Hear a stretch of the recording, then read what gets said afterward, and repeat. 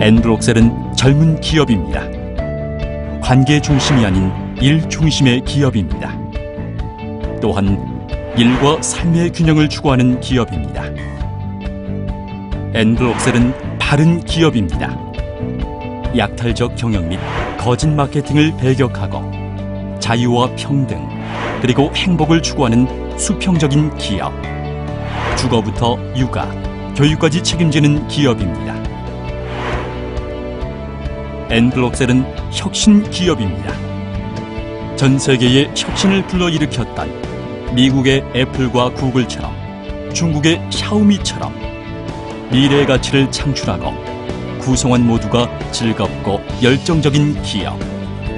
매일매일이 감탄사가 나오는 세계적인 기업이 되겠습니다.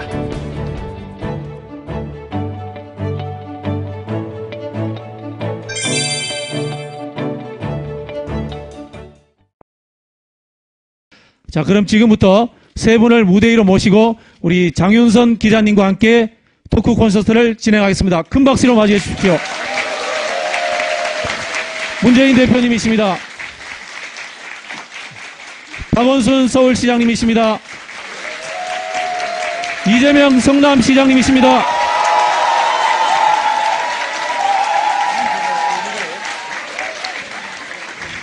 토크 콘서트 사회는 장윤성 기자님께서 진행해 주시겠습니다. 고맙습니다.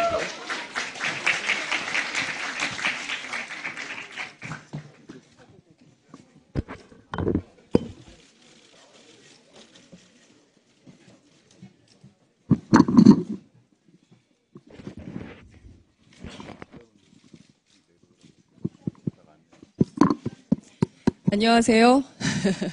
네, 저는 오마이뉴스 장윤선 정치 선임 기자입니다. 오늘 이렇게 많은 분들이 오실 거라고는 상상을 못했습니다. 저희 사실 이 콘서트를 준비할 때 일요일이고 오전 10시이기 때문에 아마 국회 출입 기자분들은 이 자리를 메워주실 것이다 이렇게 생각을 했는데 굉장히 많은 분들이 오셨어요. 특히 팬클럽 예, 상당히 많은 분들이 오셔서 오늘은 한 분을 위한 콘서트가 아니라 세 분을 위한 콘서트이기 때문에 중간중간에 연호하시는 건 좋지만 특정인만 연호하지 않기를 제가 당부를 먼저 드리겠습니다. 한 분만 사랑하면 두 분이 삐져요. 네, 오늘 굉장히 중요한 토크 콘서트 자리입니다. 여기 보시는 것처럼 박근혜 정부 복지가 후보 시절에는 굉장히 보편적 복지를 하실 것처럼 했지만 나날이 후퇴하고 있기 때문에 그 문제를 정말 모시기 어려운 세 분의 정치인을 모시고 얘기를 좀 해보려고 합니다. 우선 한 분 한 분 소개해 올릴게요. 문재인 새정치민주연합 대표님 나오셨습니다. 어서 오세요. 네. 네. 네. 감사합니다. 네. 네. 다 알겠어요, 여러분들의 마음을. 자, 박원순 서울시장님 나오셨습니다.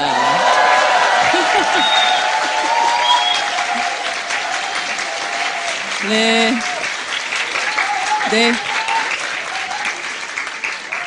네. 이재명 성남시장님 나오셨습니다.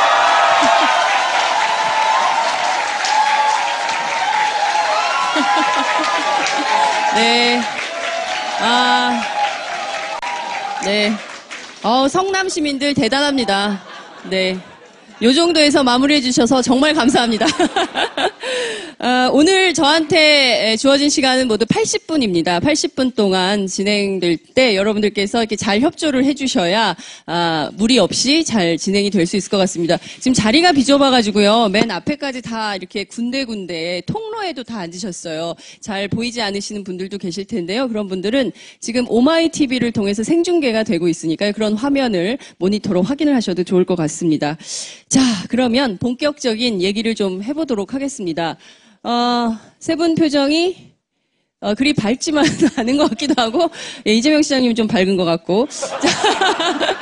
자, 우선 저희가 저한테 네, 예, 밝으세요? 예. 아니, 저만 마이크를 들고 있고요. 세 분 마이크 좀 들어주세요, 이제. 시작됐거든요, 콘서트가.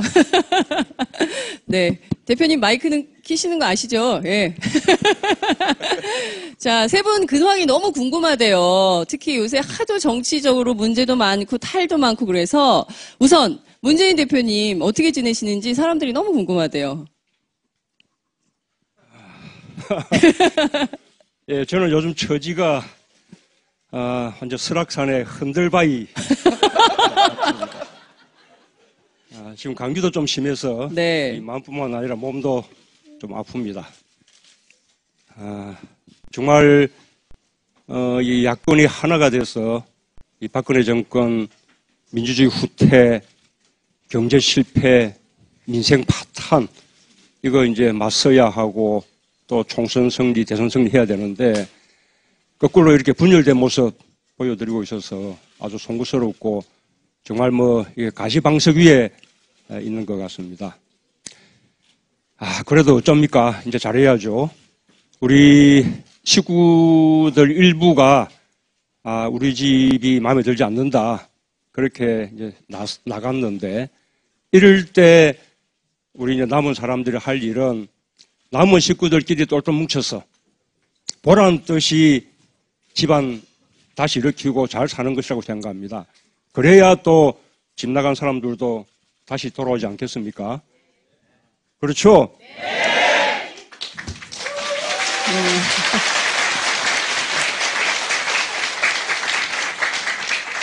그래서 지금의 아픔을 우리 더 단합하고 더 혁신하는 그런 오히려 기회로 전환하는 그런 계기로 삼아 나가겠습니다. 감사합니다. 네. 설악산 흔들바위 같은 심정 정말 이해되시죠, 여러분? 그래도 최근에 온라인 당원이 막 급증하고 있어서 그건 좀 괜찮지 않으십니까? 52,000명, 그쵸? 예. 네? 예, 정말 우선 그런 가운데 오늘 이 자리에 계신 분들이 아주 큰 힘을 주시는 것 같습니다. 감사드리고요. 우리가 수요일부터 온라인 입당 시작했는데 어제까지 나흘 동안 지금 59,000명 정도가 입당해 주셔서요. 정말 굉장한 일이라고 생각합니다. 저희가 온라인 입당으로만 멈추지 않고 이달 말 정도에는 온라인으로 입당한 분들이 놀 수 있는 온라인상의 플랫폼까지 가동을 해서 명실상부하게 네트워크 정당 그렇게 만들어 나가겠습니다. 우리 젊은 사람들이 오프라인상으로 정당에 참여해서 활동하는 것이 굉장히 어렵기 때문에 현실적으로 온라인 통해서 모바일 하나면 정당의 활동에 참여할 수 있도록 그렇게 저희가 연말부터 가동을 할 테니까 많이들 참여해 주시기 바랍니다. 네. 자, 이 자리에 새정치민주연합 온라인 당원 입당하신 분 계십니까? 이 자리에도 그렇게 많지는 않네요. 예, 아마 지금 이 방송 보고 계신 분들이 더 많이 저요 하고 계실 거라고 생각이 좀 듭니다. 오늘 오후 3시에요. 2+2 회동이 또 있습니다. 선거구 획정 문제, 또 쟁점 법안들, 이거 정말 어떻게 돼야 되는지 모든 국민들이 관심 있게 보는데 오늘 협상은 좀 잘 될까요? 지난번 협상은 7시간이나 만났는데 성과가 없어가지고요. 예, 오늘 오후 3시에 다시 2+2 회동을 하게 돼 있는데, 하여튼 지금까지는 저희가 낙관적인 전망을 가지기가 어려운 상황입니다. 지금 선거구 획정과 함께 우리가 해야 될 아주 중요한 과제가 두 가지가 있는데 하나는 투표의 비례성을 높여주는 것이거든요. 국민들이 투표한 만큼 그 득표 기율 따라 의석이 골고루 공정하게 배분되는 그런 공정한 선거제도가 필요하고요. 또 하나는 지역주의 정치 구도를 완화하는 그런 이제 노력들이 필요한데 또 그게 더하자면 또 선거 연령도 인하해서 좀 젊은 사람들이 더 많이 참여할 수 있는 그까지 가면 더 좋죠. 그런데 지금 새누리당이 그에 대해서 대단히 자기들에게 불리한 제도다. 네. 어색이 줄어들까봐. 네. 그런 이제 당리 당략 때문에 반대하고 있어서 지금 아주 안타까운 상황입니다. 많이들 이렇게 좀 응원들 해주십시오. 예. 네. 네. 한국 정치가 좀 손해를 보더라도 대의를 위해서 좀 가는 이런 게 좀 필요한데 새누리당 그거 좀 부족한 것 같다는 생각이 좀 듭니다. 박원순 시장님. 제가 뭐 안색이 별로 안 좋다고 하니까 전 굉장히 좋은데 왜 그러십니까? 박 시장님 괜찮으세요? 얼굴? 예. 아니 저는 사실 그 강남구청 10년은 젊어졌다고 듣다. 네? 네? 저 당황했어요. 예. 예. 머리 예. 염색도 좀 하고 좀 예. 아니 염색은 하셨는데 숱은 더 빠지셨어요. 아니 모발.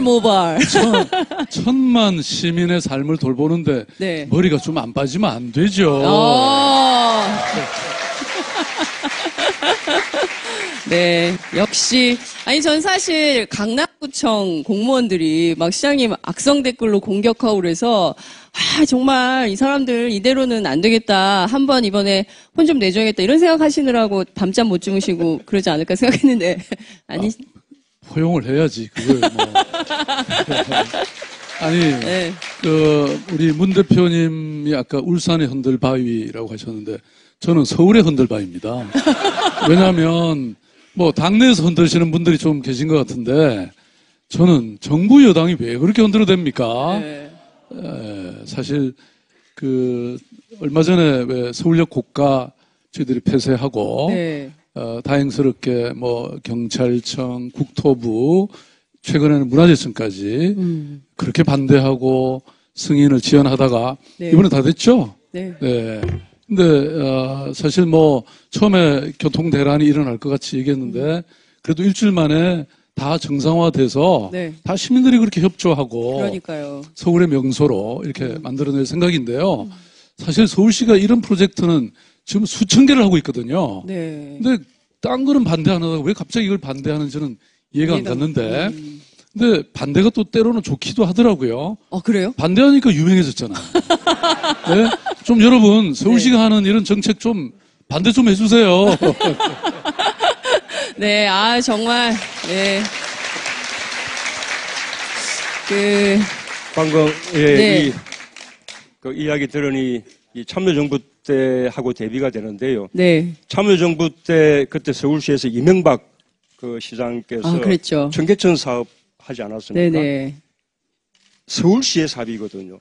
그러나 중앙정부의 협조가 뭐가 필요한가 하면 그로 인해서 생기는 교통체계, 교통혼란을 막기 위한 교통체계를 강구해 줘야 됩니다. 네. 경찰의 협조 없이는 사업이 불가능한 거예요. 이번에 이 서울역 앞에 고가도로를 이제 인도화하고 또는 이제 공원화하고 하는 것은 서울시의 사업이거든요. 네. 서울시에게 100% 결정을 있는 것입니다. 그러면 중앙정부는 뒷받침을 해줘야 되는데 마지막 순간까지 협조를 안 해준 거죠. 그렇군요. 네, 그게 그러니까 오로지 박은순 표 정책이니까. 그렇군요. 네. 아니, 대표님이 그렇게 지지해 주시니까 너무 좋네요. 근데 사실은 저희들이 뭐 그거 말고도 어딥니까? 세운상가. 거기도 보행데크를 깔아서 종묘에서부터 남산까지. 또 서울 한양도성 있잖아요. 네. 그게 사실 세계적인 유산이거든요. 그래서 그걸 유네스코 문화유산에 등재하는 사업. 서울 전체를 보행 친화도시로 만들고 그걸 지금 세계적인 그 추세잖아요. 네. 걸어서 다닐 수 있게. 그래야 경제도 삽니다. 근데 이런 사업들을 네. 뭐 사실 수백 개 사업이 있는데 네. 그렇게 반대하면 안 되죠. 그죠? 그러니까요. 네. 자, 우선 우리 여기 사진 기자님께서요. 요 물병 좀 내려달래요. 그래서 네, 됐죠. 예. 자, 시장님은 그러면 요새는 편안하게 잘 지내고 계시다 이렇게 보면 되겠죠? 편안할 수가 없죠. 사실 뭐 서울시 문제는 저희들이 또 그래도 네. 최선을 다해서 하고 있는데 대표님 계시지만 정말 당이 저희들도 걱정입니다. 이게 사실 당이 국민을 걱정해야 되는 상황 아닙니까? 근데 국민이 당을 걱정해야 되는 이런 상황은 어떻게든 좀 막아야 되는 것 같고요. 네. 지금 사실 가계부채가 지금 한 1200조 네. 정도가 이미 넘어섰다고 하고 그다음에 우리 청년들도 뭐 헬조선 그러고 있고 어르신들도 어르신 자살률이 지금 엄청 높아지고 있습니다.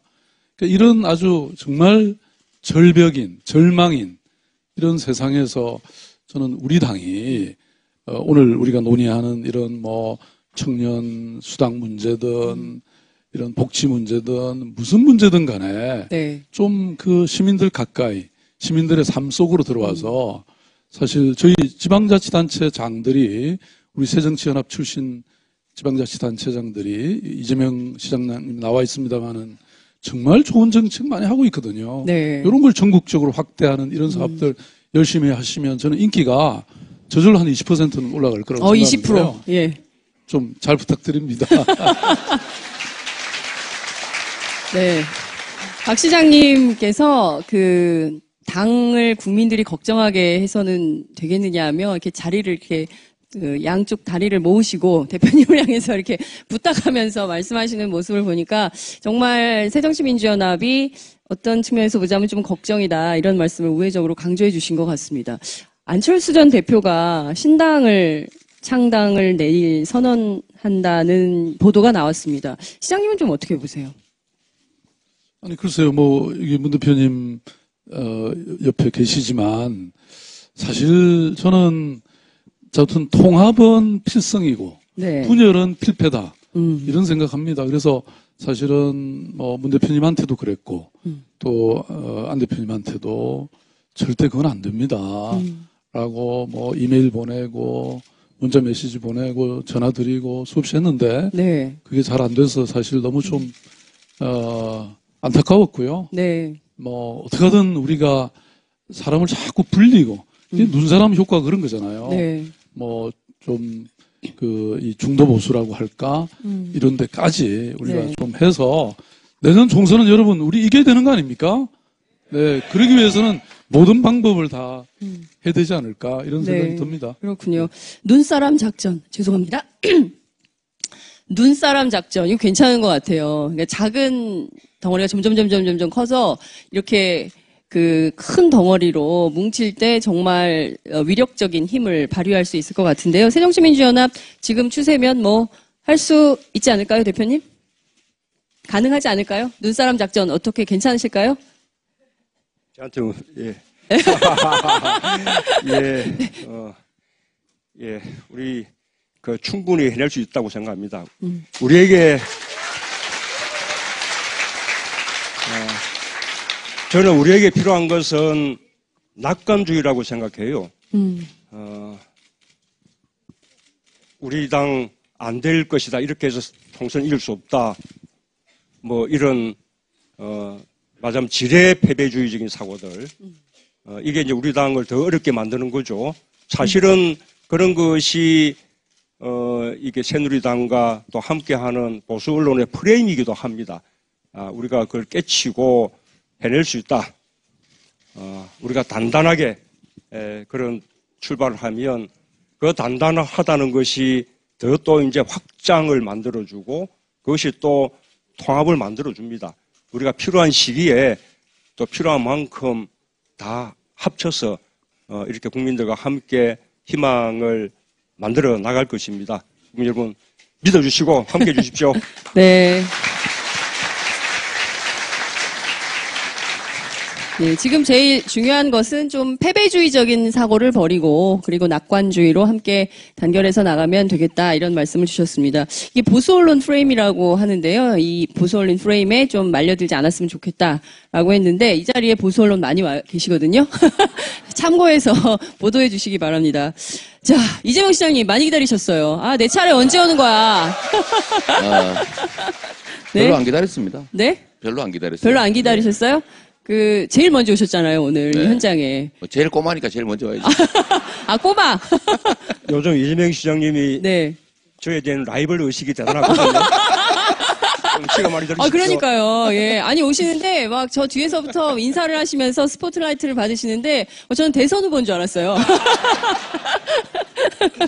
네. 이 시장님 정말 그 기초자치단체에서 가장 최일선에서 복지정책과 관련해서 박근혜 정부하고 싸우고 계신, 네. 전사? 네. 아니에요? 아까 두 분께서 다 뭐 흔들리는 울산바위, 뭐 서울바위 그러셨는데, 저는 길에서 이리저리 채이는 돌멩이입니다. 이 사람도 차고, 저런 사람도 차고, 그 중에 특히, 저를 이제 모난 돌이라고 생각해가지고, 의도적으로 자꾸 집어차는 분들이 계신데, 그 돌멩이가 좀 특이해서 한번 찰 때마다 자꾸 커져요. 네. 제가 되게 감사하게 생각하고 있습니다. 요새는 자꾸 이 길 저 길에 자꾸 굴러다니느라고. 그래서 이게 논쟁이 되고 하면서 복지가 다시 이제 사회적 논의의 전면에 부상하게 됐다는 측면에서는 네. 조금의 만족감 같은 것도 있습니다. 어쨌든 우리가 한번 보여준 게 살림을 부정부패 안 하고, 네. 그야말로 나쁜 짓 안 하고, 예산 관리 잘하면, 우리도 얼마든지 복지 예산 만들 수 있고, 그게 국민들의 삶을 개선하는 것이다. 이 정부도 이렇게 하면 얼마나 좋겠냐. 네. 라고 하는 그런 생각들을 갖게 하려고 저는 노력하고, 자꾸 여기저기 채이긴 하지만, 또 그걸 또 기회윤으로 만들어서, 네. 우리나라 사람들은 3대 구경거리가 있는데, 네. 그 중에 이제, 물구경, 홍수 나면 네. 뭐 떠내려가고 이런 거 구경 좋고 재밌거든요. 남들은 괴롭지만, 불구경. 그다음 마지막에 이 싸움 구경인데 네. 그냥 하면 재미가 없습니다. 우리 박원순 시장님 좀 전에 말씀하셨는데 정부에서 막아주니까 네. 성남시의 복지 정책이 아주 유명해져서 저는 엄청나게 고맙게 생각하고 있습니다. 네. 그 덕분에 여기까지 왔지 않습니까? 네, 네. 감사할 뿐이죠. 예. 자, 잠시만 그 내빈 소개 한 번만 해드릴게요. 네. 우리 그 이석현 국회 부의장님 오셨네요. 그러세요. 네. 어디 계신? 예. 야. 대표님 정말 눈이 좋으세요. 저는 안 보였는데 어떻게 이렇게 많은 사람들 속에서 이석현 부회장님을 찾아내시는지 정말 네? 그러니까요. 제가 그 말씀을 안 드리려고 했는데 이석현 부의장님 말씀하셨으니까 제가 말씀드릴게요. 키높이 구두 신으셨잖아요. 그런데도 잘 안 보이시거든요. 예, 죄송합니다. 네. 저희가 사실은 성남시가 어떤 데입니까? 모라토리엄에 빠져가지고 빚에 허덕이던 데를 들어가서 빚 싹 갚고, 그 다음에, 체납자들 하나하나 다 일일이 전화한대요, 성남에서는. 세금 떼어먹으면 난리 난대요. 그래서 그런 거 싹 걷어가지고, 이렇게, 시민들을 위한 복지를 하고 있는데, 도대체 왜 못하냐고요? 왜 못하게 하냐고요? 이런 말씀을 좀 드리고 싶습니다. 자, 오늘 주제가 이제 박근혜 정부 복지 후퇴와 관련된 것인데요. 오늘 좀 하나하나 좀 짚어보도록 하겠습니다. 우선, 이재명 시장님, 성남시가 기초자치단체잖아요. 네. 동네에서 체감하는 박근혜 정부 복지 축소 어느 정도예요? 실제로는 예를 들면 가장 어려운 사람들이 가장 고통을 받게 됐어요. 네. 저는 이 정부의 기본적 시각 자체가 매우 의심스러운데 복지를 낭비로 생각하는 경향이 있는 것 같습니다. 이번에 지방자치단체들이 독자적으로 각 지역별로 시행하고 있는 자잘한 복지 정책들을 무려 1,500개 가까이를 폐지하라고 지금 지시해서 그 피해자 규모가 645만 명입니다. 그러니까 그 중에도 보면은 금액으로는 한 1조 원쯤 되고요. 네. 근데 그 중에 대상자들이 주로 누구냐면 장애인, 여성, 취약계층, 이런 것들에 대한 정부가 이렇게 챙기지 못하고 있는 아주 구석구석의 사각지대에 있는 네. 작은 규모의 복지 정책들을 일률적으로 다 폐지하라고 지시를 하고 만약에 안 하면 교부금을 깎겠다 이렇게 하고 있는데요. 지방자치 전체를 이것도 국정화하려고 하는 것 같아요. 지방자치를 국정화. 그러니까 예. 정부가 하고 있는 일률적인 정책만 해라. 독자적인 거 하지 마라. 그다음에 새로 하지 마라. 이런 생각을 하고 있습니다. 그래서 예를 들면 보육교사들, 그다음에 사회복지 종사자에 대해서 처우 개선비를 주는 거, 또는 장애인에 대해서 무슨 특정한 지원을 하는 거, 노인에 대해서 예를 들면 뭐 노인 뭐 장수수당 이런 거 지급하는 거 이런 거 다 폐지하라는 거거든요. 네. 정부에서 일률적으로 하는 거 외에는 웬만한 거는 하지 마라. 이렇게 해서 피해 규모는 엄청납니다. 문제는 우리 해당 주민들이 막상 그 불이익을 받을 때까지 잘 모르고 있다는 거죠. 네, 진짜 심각합니다. 정말 심각합니다. 이게 뭐 사는 사람들은, 잘 사는 사람들은 사실 복지 축소해도 크게 피해 없이, 걱정 없이 살 수 있지만 정말 없는 사람들, 서민들은 작은 것 하나에도 그 충격이 크지 않습니까? 그런데 이걸 없애려고 한다. 이거 참 걱정인데요. 박 시장님도 좀 느끼시는 바가 굉장히 크실 것 같아요. 지금 보니까 심지어 서울시가 자체 예산으로 하고 있는 것까지도 못하게 이렇게 막고 있어서 걱정이다 이런 말씀을 제가 들었습니다. 실질적으로 어떤 것들이 있고 중앙정부가 왜 어떤 근거를 가지고 하는 건지 궁금하네요. 이제 서울시가 지금 뭐 청년들의 일자리, 절벽, 또 청년들의 주거, 빈곤 이런 게 심각하지 않습니까? 그럼요. 그래서 저희들이 지난 3년 동안 청년 당사자들과 함께 어떻게 하면 이 청년들의 여러 이 어려운 입장을 좀 전환시킬 수 있을까? 그렇게 만든 게 이제 20개의 청년 보장 패키지 정책입니다. 네. 그 중에 하나가 이제 청년 활동 지원금 90억 원을 배치했는데, 중앙정부는 청년 일자리 때문에 2조 1,000억을 씁니다. 근데 저희들은 겨우 90억. 좀 미안하죠, 사실 청년들한테. 네, 금액이. 그랬는데 이걸 또 정부가 반대하면서 우리가 지금 90억 원 쓰고 9천억 원 쓴 효과를 내고 있습니다. 반대하니까 그 이렇게 유명해진 거죠. 홍보 효과만 커지는군요. 홍보 효과가 그렇게 커진 거죠. 그렇군요. 예. 근데 정부의 청년 정책은 너무나 획일적이고 또 저희 지방 정부가 하는 것은 어떤 지방의 현실을 잘 반영해서 그만큼 피부에 싹 와닿는 네. 그런 정책일 수밖에 없잖아요. 그렇습니다. 그런 측면에서는 중앙정부와 지방정부의 정책이 서로 보완적으로 가야 되는데 이런 걸 획일적으로 하는 게 문제고 특히 서울시의 경우는 네. 제가 지난 4년 동안 정말 살림 잘 살아가지고요. 네. 7조 8천억의 채무를 줄였습니다. 아. 네. 그것뿐이 아니고요. 네. 여러분 지하철 9호선 많이 타고 다니시죠? 네네. 그거 맥쿼리 이런 기관들 다 정리하고 재구조화해서 네. 그것만으로 3조 2천억의 세금을 아꼈습니다. 아. 네. 예. 아니 그렇게 아낀 돈으로 우리 시민들을 위해서 힘들어하는 시민들을 위해서 가난한 시민들을 위해서 우리가 이렇게 복지하면 안 됩니까? 돼요. 네. 아니 그래서 저희들이 2013년 현재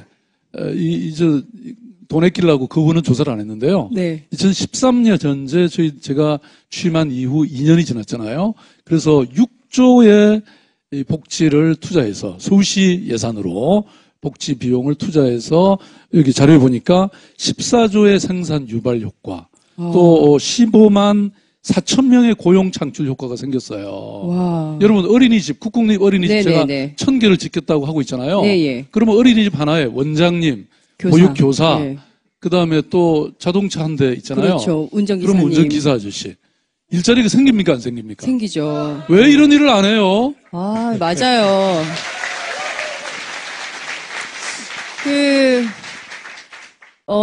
상식적으로 생각해보면, 지금 박 시장님 말씀이 굉장히 옳죠. 예. 올바른 정책인데 왜 못하게 할까요? 저도 참 그 점이 답답합니다. 네? 아, 네. 우리 예. 장 기자님, 왜 네. 그런 복지 정책을 못하는지에 대해서 제가 약간의 의견이 있습니다. 의견이 있습니다. 예. 원래 복지라고 하는 게 이제 시혜가 아니고 네. 국민이 세금을 냈는데 그 필수 비용을 제외한 나머지를 돌려받는 거잖아요. 그렇죠. 그러니까 그건 공짜도 아니고 국민의 권리인데. 네. 왜냐하면 국민이 낸 세금이니까. 세금이죠. 국민이 거지가 아니지 않습니까? 그냥 희사하는 거 받는 사람이 아닌데 지금까지는 예산을 일단 내면 정부가 마음대로 쓰는 거다.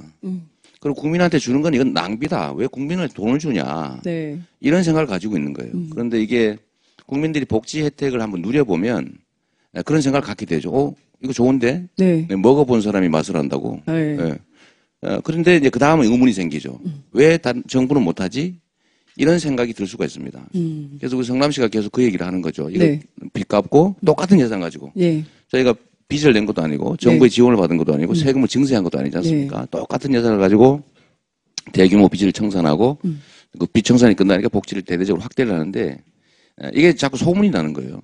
그리고 제가 그 끝에다 꼭 한마디씩 붙이죠. 네. 정부에 돈이 없는 게 아니라 도덕이 너무 많은 것이다. 라는 유명한 분의 말을 제가 인용을 하지 않습니까?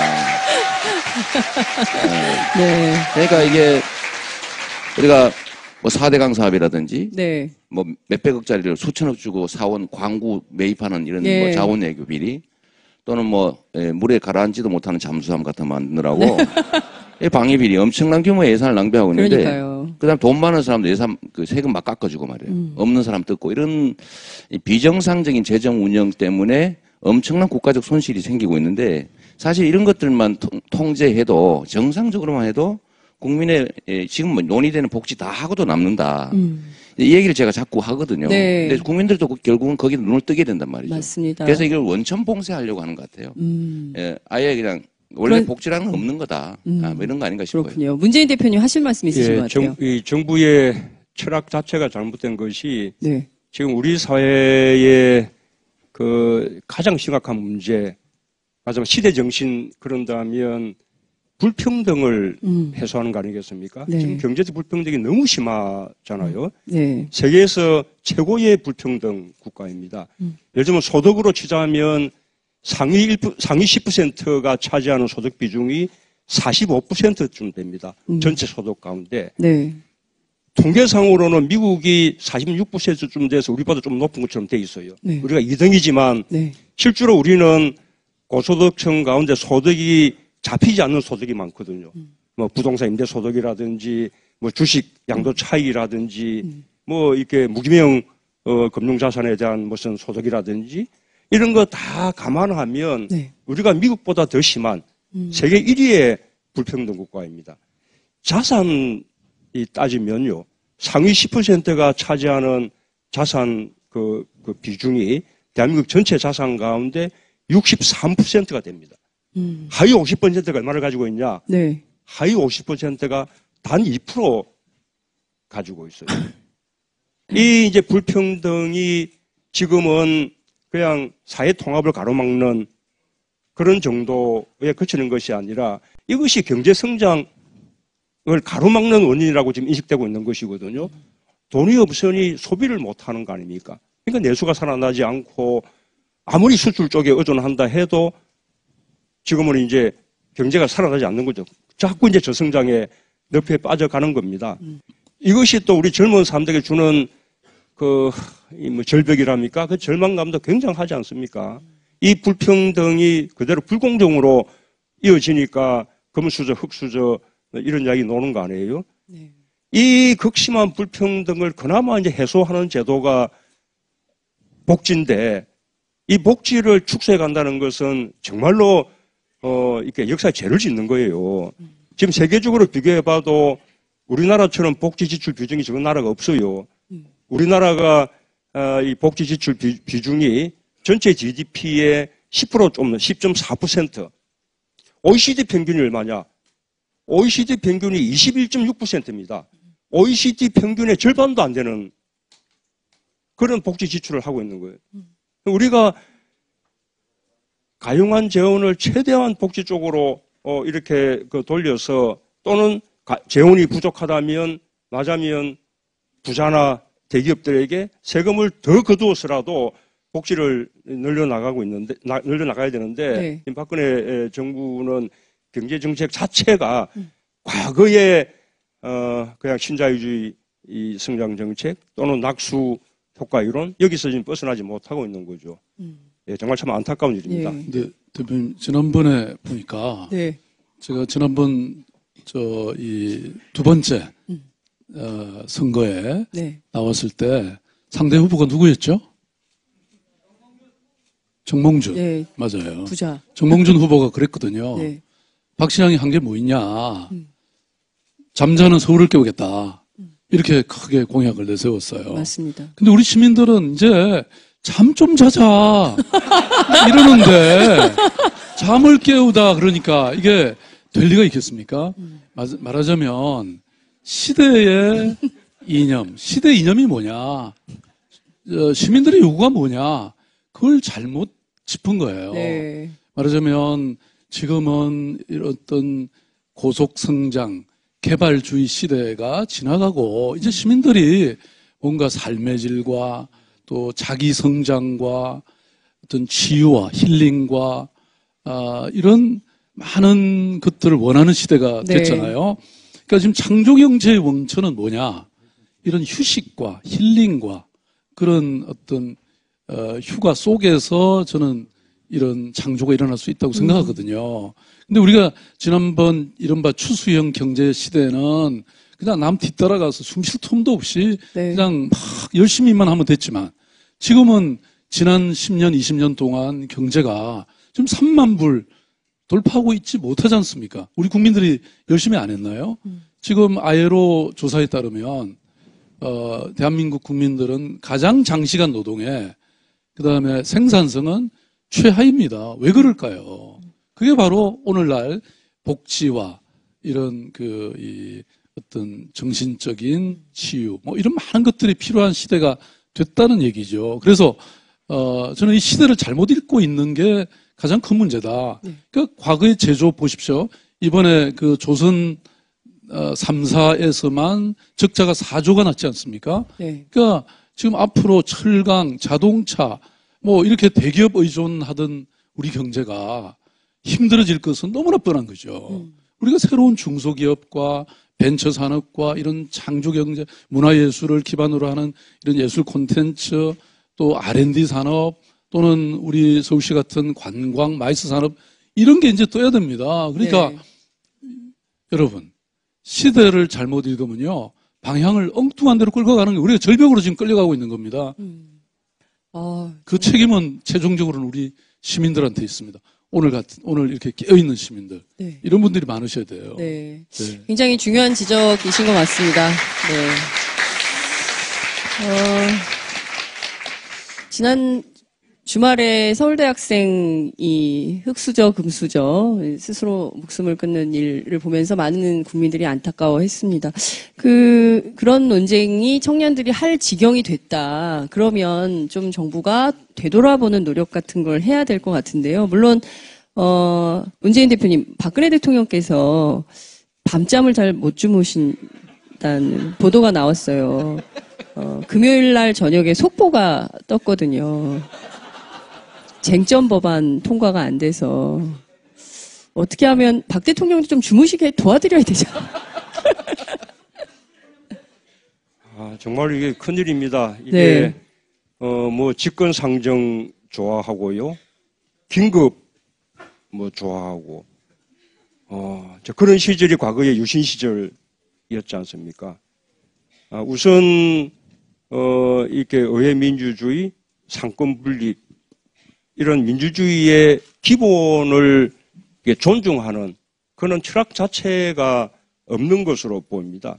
저는 지금 우리 그 야권의 어찌 보면 또 시민사회와 함께 저는 강력한 어떤 연대 전선이 필요하다 생각하는데, 하나는 이 박근혜 정권의 독재화를 말하면 맞서는 강력한 연대 전선이 필요하다 생각하고요. 또 하나는 정말로 이 시대의 시대 정신이라고 할 수 있는 이 불평등 문제를 우리가 타파하는 그런 강력한 반대 전선이 필요하다고 생각합니다. 우리 야당이 중심 역할을 해야 되는데 제대로 못해서 실망을 많이 또 끼쳤다고 생각합니다.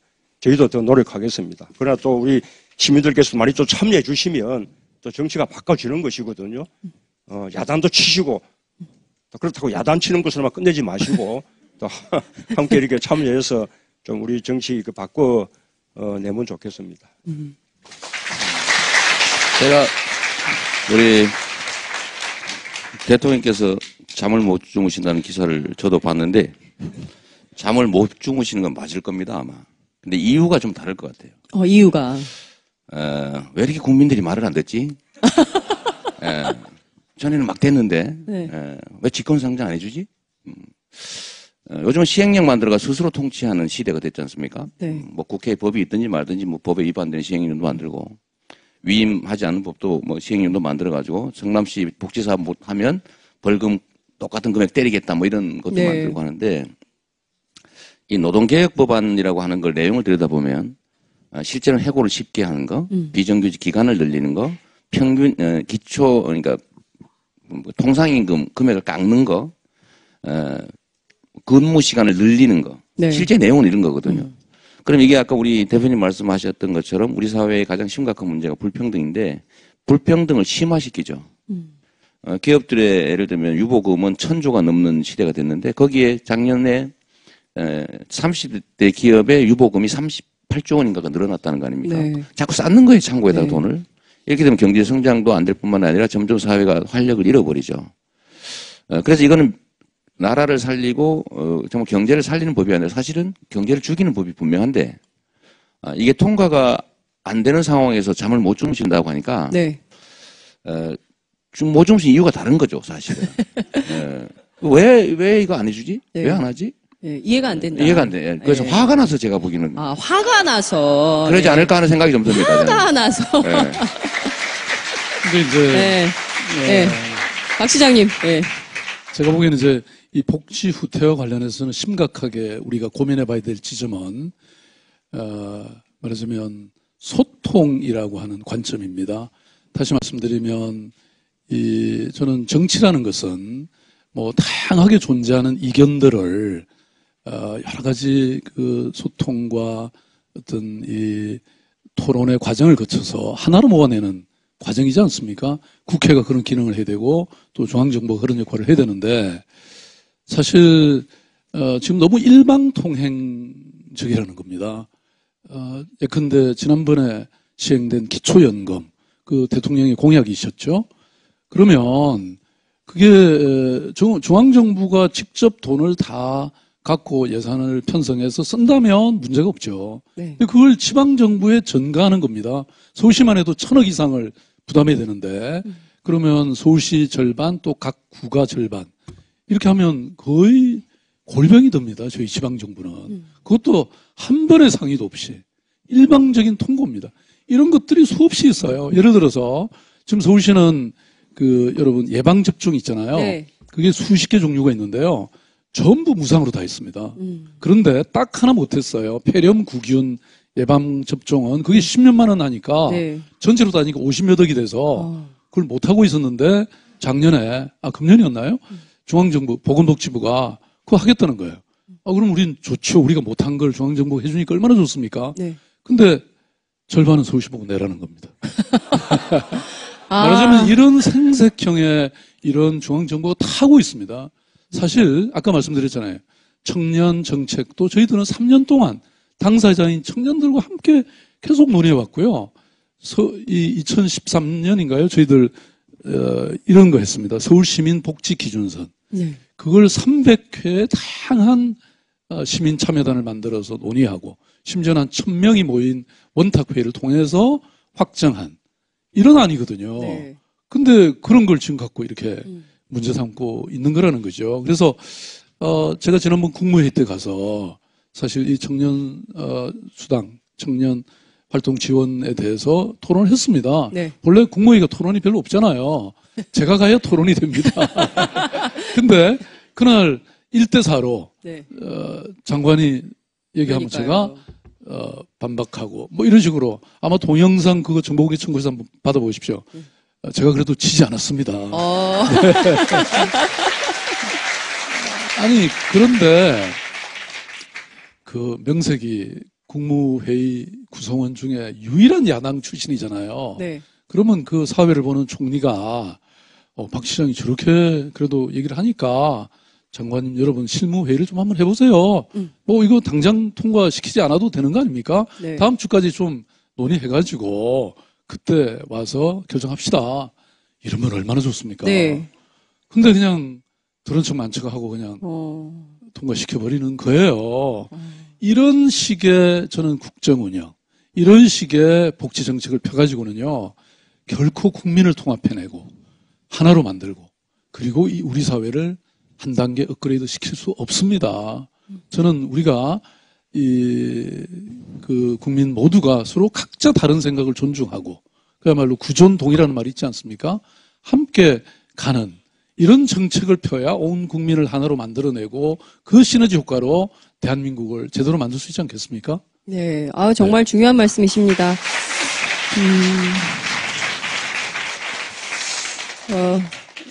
황교안 총리는 국회 가끔 오시잖아요. 그 국회에서 하시는 태도를 볼 때도 별로 말을 잘 들으실 것 같지 않아요. 태도가 워낙 또 꼿꼿하셔가지고 그런 생각을 하게 되는데요. 자, 사실 오늘 나오신 세 분 패널 분들은 굉장히 복지라면 한 말씀 다 하실 수 있는 그런 전문가라고 봅니다. 특히 이제 문재인 대표님은 대선 과정에서 사람이 먼저다 이런 슬로건도 내걸으셨고 또 다양한 복지 정책, 복지 공약도 내걸으신 바 있으십니다. 새정치민주연합 그리고 새정치민주연합의 지방자치단체 대표적인 복지 정책, 복지 공약 이런 것들도 사람들이 좀 궁금할 것 같아요. 100대 좋은 조례 전시회 이런 것도 최근에 열었다고 하는데요. 어떤 건지 대표님 소개를 좀 해주세요. 예, 저희가 지난번에 그게 지방자치 정책 전당대회라는 걸 열어서 그 많은 프로그램들이 있었는데 그 프로그램 가운데 100대 조례, 그러니까 좋은 조례 경진대회를 열어서 그 가운데 100대 좋은 조례를 선정하고 포상하고 그것을 또 지방에 순회하면서 널리 이렇게 전시도 하고 하는 그런 걸 했습니다.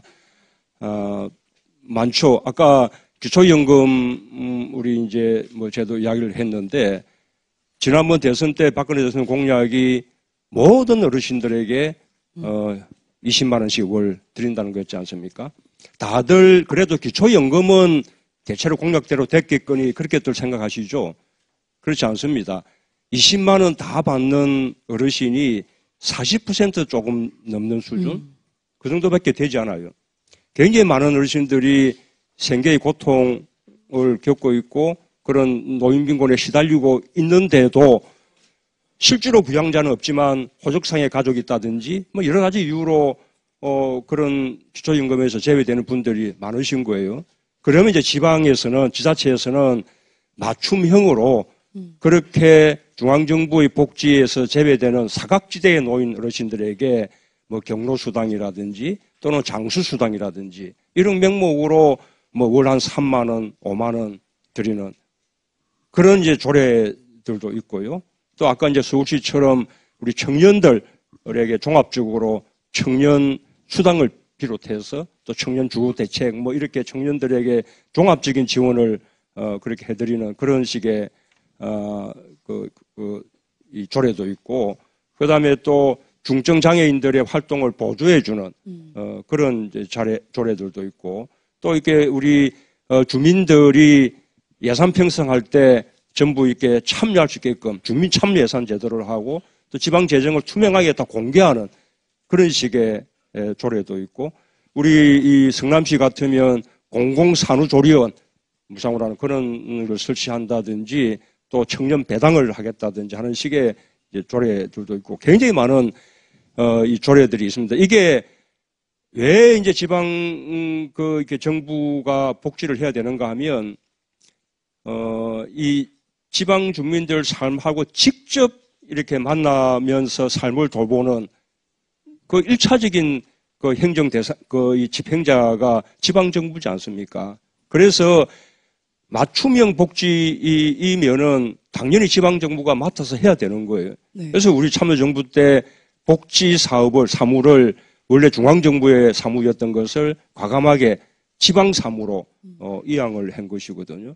그런데 지금 이제 박근혜 정부는 중앙정부의 복지도 후퇴시키면서 더 나아가서는 지방 정부가 자기들 재원을 아껴가면서 별도로 하고 있는 그런 맞춤형 복지까지도 지금 다 못하게 하는 것입니다. 네. 아까 우리 이재명 시장님 말씀하셨다시피 그 건수가 1,500여 건의 사업에 이렇게 달하고요. 그 해당되는 분들이 그냥 빈곤한 어르신들, 그다음에 장애인, 여성들, 그다음에 또 어려운 또 청년들 이런 소외계층 다 해서 무려 645만 명이 혜택을 받고 있던 것을 그 혜택을 다 이제 지금 끊으라고 이렇게 하는 것이거든요. 우리가 그때 100대 조례를 선정해서 그것을 뭐 포상도 하고 또 이제 각 지방을 순회하면서 전시회도 하고 했던 것은 그 좋은 조례들을 다른 지방에도 두루 우선 확산시키고자 하는 것이 첫 번째고요. 두 번째는 또 그것을 통해서 그런 좋은 조례들을 우리 당의 정책으로, 우리 당의 공약으로 이렇게 더 이제 성화시켜서 법제화 이렇게 하려고 하는 것입니다. 네. 그래서 우리가 이제 청년 수당, 청년 배당의 경우에는 우리 당에서도 청년 구직 촉진 수당 네. 이라는 이름으로 저희가 정책에서 법안을 이미 이제 발의를 해두었고요. 우리 이제 성남시는 공공산후조리원 이게 중앙정부가 못하게 하는 바람에 중앙정부의 재원을 요구하는 것도 아니고 네. 성남시의 자체 재정으로 하겠다는 것을 못하게 이제 가로막고 있어서 저희가 약간 근원적인 해결책은 아닐지 모르지만 모자보건법을 개정을 해서 그래도 성남시가 공공산후조리원은 할 수 있도록 그렇게 이제 했습니다. 이렇게 우리 당 소속 지방 정부들이 정말 잘합니다. 여기 뭐 두 분 와 계십니다만 원래 지방자치라는 것이 김대중 대통령께서 단식 투쟁으로 말하자면 이렇게 제도를 이렇게 시행되게끔 도입되게끔 한 것이거든요. 그런 또 노무현 또 대통령은 지방 균형 발전, 분권 이런 것을 가장 중요한 국정 목표로 삼지 않았습니까? 이런 지방 자치, 분권, 균형 발전 이런 것은 우리 당의 일종의 DNA 같은 우리 당으로서는 굉장히 중요한 이렇게 국가의 이게 목표로 그렇게 삼고 있는 것입니다. 지금은 중앙 집권하로서는 이제 더 이상의 우리 사회의 성장도 불가능하고 발전도 불가능하고 그다음에 또 말하자면 더 좋은 삶의 질을 이렇게 누린다는 것이 불가능하다고 생각합니다. 그렇군요. 그런 노력을 우리 당이 네. 지방 정부들과 함께 해나가겠다는 말씀을 드립니다. 문 대표님, 문 대표님 말씀을 한마디로 요약하면 그야말로 지방자치가 국가의 경쟁력의 원천이다. 이 말씀이라고 저는 생각하거든요. 그러니까 사실 이 브라질의 그 룰라 대통령의 당이 사실은 굉장히 미미한 정당이었잖아요. 본래. 네. 그런데 어떻게 단기간에 집권 정당이 됐냐? 그것은 그야말로 지방자치를 잘한 겁니다. 그러니까 이 브라질 노동당의 이 일부가 네. 지방 도시를 이렇게 장악한 겁니다. 예를 들어서 포토 알레그레 같은. 네. 그래서 참여자치제라든지 뭐 참여예산제라든지 이런 다양한 그야말로 시민들의 이 가슴에 쏙 와닿는 그런 맞춤형의 좋은 정책들이 많았습니다. 그러니까 이 사람들이 그 지방 정부를 저렇게 잘 운영하는 걸 보니까 중앙 정부도 잘 운영하겠다라고 하는 확신을 가지게 된 것이죠. 그래서 예를 들어서 뭐 아마 지금 아까도 제가 말씀드린 것처럼 우리 우리 당이 네. 배출한 지방자치단체들이 사실 여기 오시지 않았지만 뭐 예컨대 염태영 수원시장님이라든지 뭐 우리 성북구청장님이라든지 이런 굉장히 좋은 기초자치단체장님들이 쏟아내는 네. 좋은 정책들이 많습니다. 뭐 사실 서울시 것도 아직 안 알려진 게 많은데요. 여러분 그 환자 안심병원이라고 들어보셨습니까? 네. 그게 말하자면 지금 어떤 분이 보통 요새 이제 맞벌이가 많은데 이 부부 중에 한 사람이 입원하면 그 부부가 부인이나 남편이 간호해야 되잖아요. 그러면 말하자면 가계에 위협이 오는 겁니다. 가계 경영에. 그래서 서울시 같은 경우는 간호사들로 대폭 충원을 해서 말하자면 그런 일이 없도록 가계 위험이 없도록 이렇게 만들어 드리는데요. 이게 본래 제가 이제 시장되고 나서 얼마 안 돼서 이걸 시행을 했는데 그 당시 이명박 정부 시절에 임채민 복지부 장관이 네. 그 반대했습니다. 그래서 중앙정부는 하나도 안 도와줬어요. 서울시가 했습니다. 근데 얼마 후에 다른 장관이 들어와가지고 이거 너무 좋은 제도다. 그래서 지금 전국화 했거든요. 그 다음에 뭐 중증장애인들의 경우에는 지금 사실 화재가 나서 그냥 그야말로 불타 죽은 그런 사례가 있지 않습니까? 그래서 24시간 보조인이 꼭 필요합니다. 예컨대 이런 사업들. 네. 꼭 필요한 사업이지 않습니까? 그 다음에 그 장애인 부모님들은 평생을 어디 휴가 한 번 못 가보는 거거든요. 이분들에게 휴가 보내기. 이런 거는 정말 감동적이고 우리 사회에 가장 어려운, 가장 절박한 사람들을 돌보는 이런 정책은 우리 이 지방정부, 지방자치단체에서 나오는 것이거든요. 저는 이런 것들이 모여지면 우리 사회가 훨씬 더 품격 있고 인도적이고 민주적이고 또 그것을 기초로 해서 더 통합되고 더 발전하는 그런 사회가 될 거라는 겁니다. 그런데 정부는요, 본인이 그 정부가 직접 부담해야 될 것은 안 하고 있어요. 네. 그래서 스웨덴의 그 페르손 총리가 지난번에 서울시장을 방문해서 제가 확인을 했는데 스웨덴은 이 복지 국가로 가는 10개명을 만들었습니다. 그 중에 하나가 이런 겁니다. 전 국민에 해당되는 보편적 복지는 중앙정부가 부담하고 지방정부에 전가하지 말라. 이런 내용이 있어요. 그런데 여러분 아까 기초연금이라든지 우리 뭐 친환경 무상급식이라든지 이런 건 전 국민에 해당되는 거잖아요. 그건 누가 해야 됩니까? 정부가요. 정부가 해야죠. 그런 건 안 하면서 중앙정부가 하는 요 작으면서도 시민들의 이 가슴을 정말 적셔주는 이런 정책 하지 말라고 하면 이게 말이 됩니까? 그러니까요.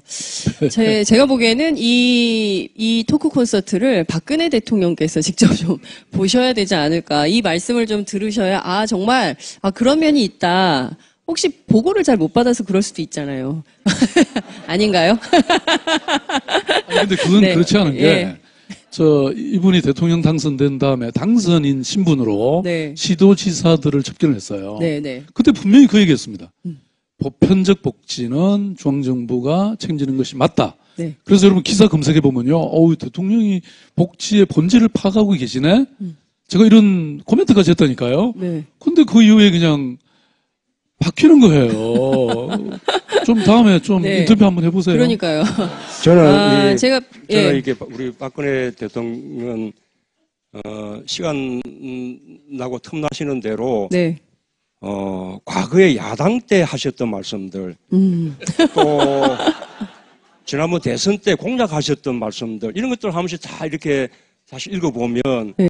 저는 뭐 아주 역사에 남는 아주 훌륭한 대통령 되실 거라고 생각합니다. 네. 과거에 국정교육 교과서 박근혜 대통령도 다 반대하셨잖아요. 그러니까요. 야당 시절에. 네. 또 지난번 그 대선 출마할 때는 정말 보육 완전 국가 책임제 네. 공약하셨지 않습니까? 네. 지금 누리 과정 예산 금년도 예산에서 반영된 게 0원입니다. 0원. 빵원. 예, 빵. 예. 그냥 약간 우회 지원으로 한 3천억 정도 지원하게끔 그렇게 됐는데요. 이게 나머지 일을 지방교육청이 감당하려고 그러면 4조 원 가량 빚을 내야 됩니다. 감당할 수가 없죠. 네. 그래서 지금 지방교육청들이 다 누리과정 예산 편성을 안 하고 있어요. 아마 금년 내내 이 보육 대란으로 지금 나라가 시끄러울 겁니다.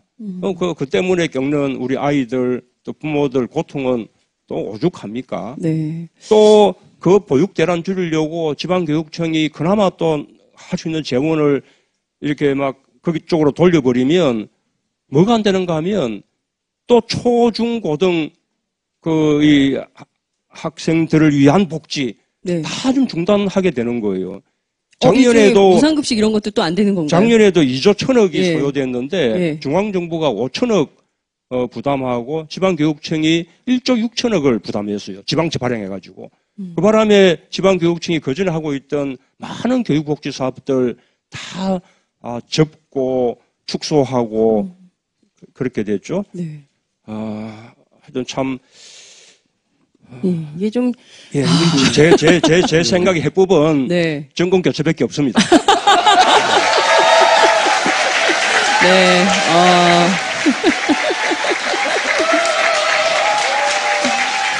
야.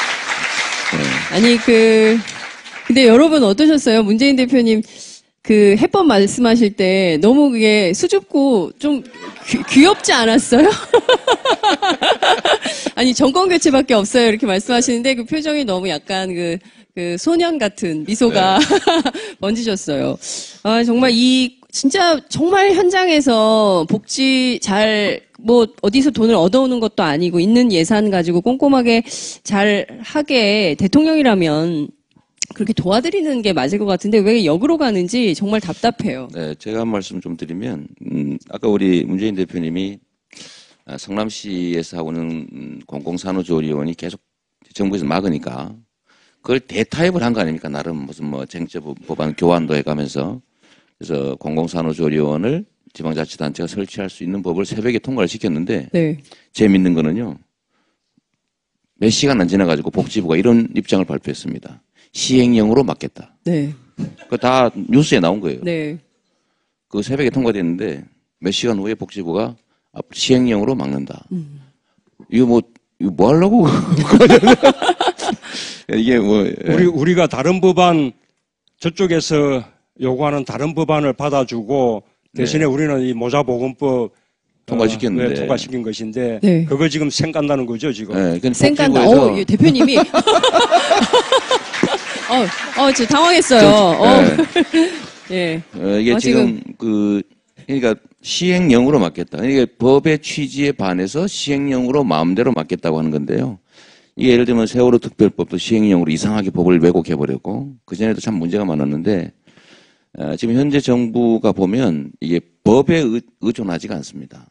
그러니까 국회에 아무 소용 없어요. 네. 시행령으로 마구 국회 입법권을 침해해가지고 자기들 마음대로 만들죠. 근데 여러분 여기 3명이 다 변호사 출신이라는 거 아세요? 맞아요.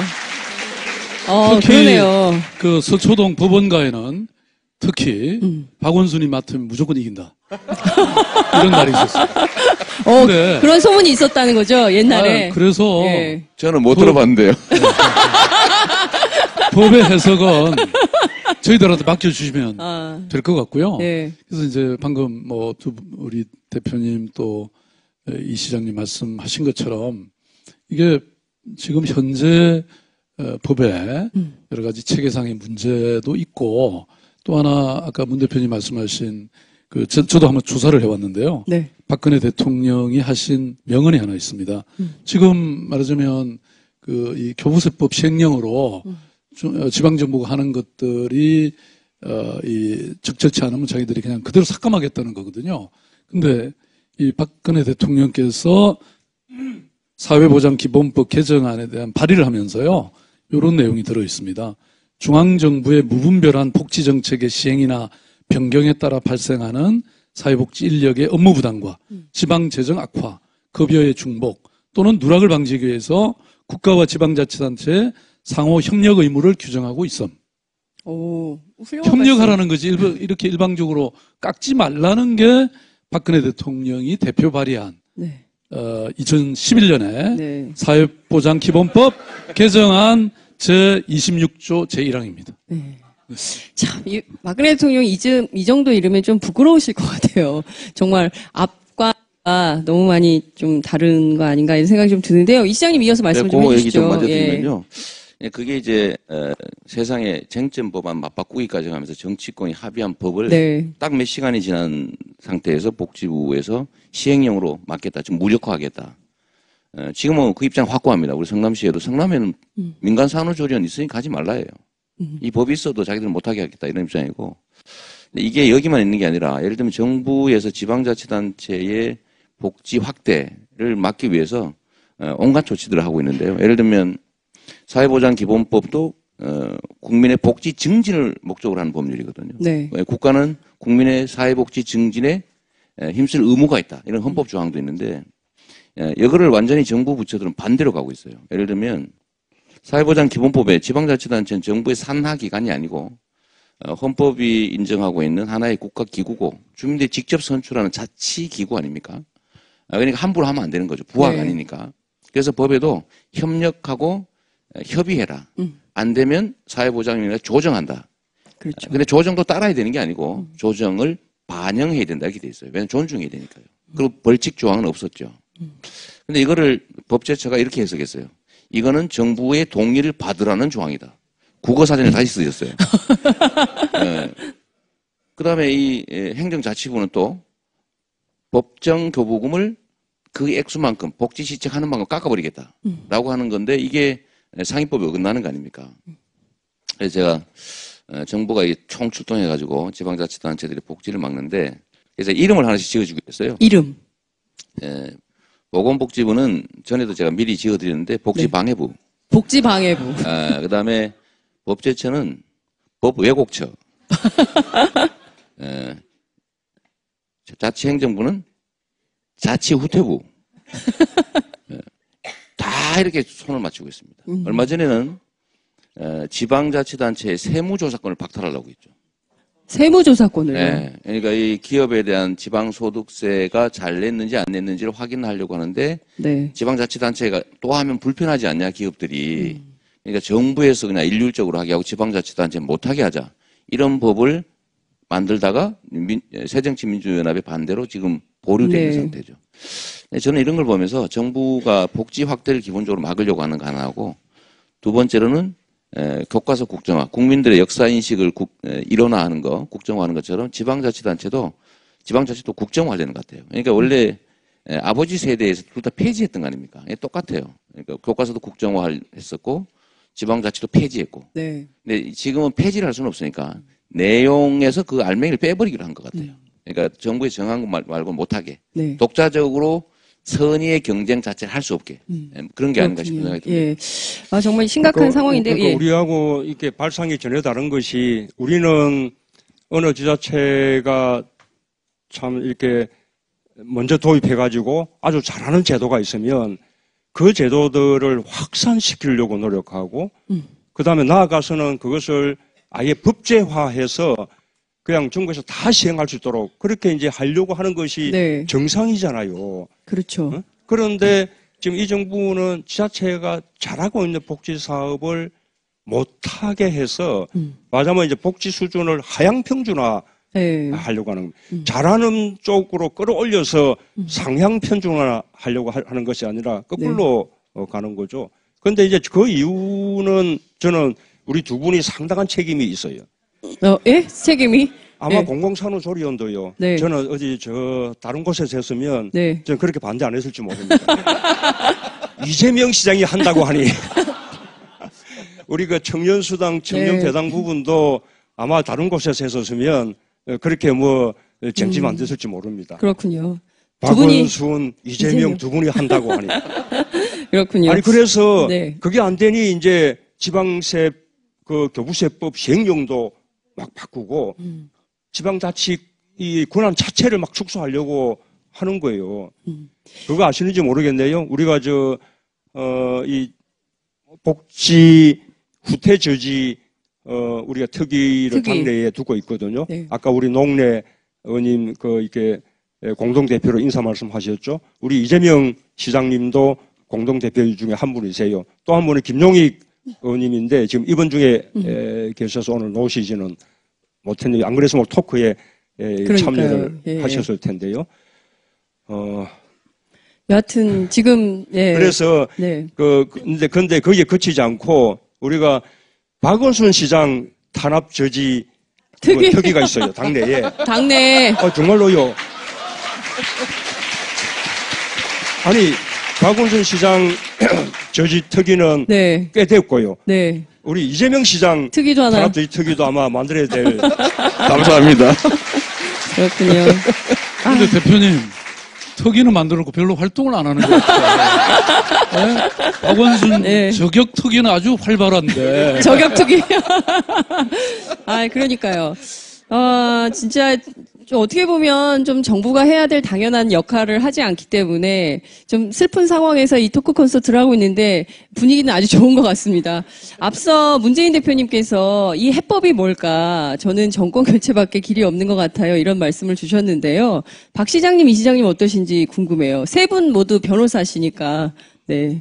그래서 정권 교체는 당연히 해야 되는데 그건 아직 시간이 조금 남았잖아요. 네. 그 전이라도 저는 해야 될 일이 있다고 생각하는데 그게 사회적 대타협 기구를 한번 만들어보자. 제가 이런 제안을 했는데요. 왜 줄탁 동시 이런 말 있지 않습니까? 네. 병아리가 깨어나는데 안에서 새끼도 이렇게 그 벽을 두드려야 되지만 또 밖에서도 이렇게 쪼아줘야 이렇게 빨리 깨지 않습니까? 그래서 사실은 물론 뭐 중앙정부가 쉽게 이 기구에 들어올 것 같지는 않습니다만은 그래도 우리가 이런 노력을 저는 해야 되지 않나 싶은 게 사실 지금 아까 우리 모두가 다 동의하고 있듯이 이 사회보장 복지라는 것은 결국 우리 시대의 가장 큰 요구. 제가 아까 시대 이념, 시대 방향이라고 말씀드렸는데 뭐 그건 온 국민이 저는 동의할 거라고 생각합니다.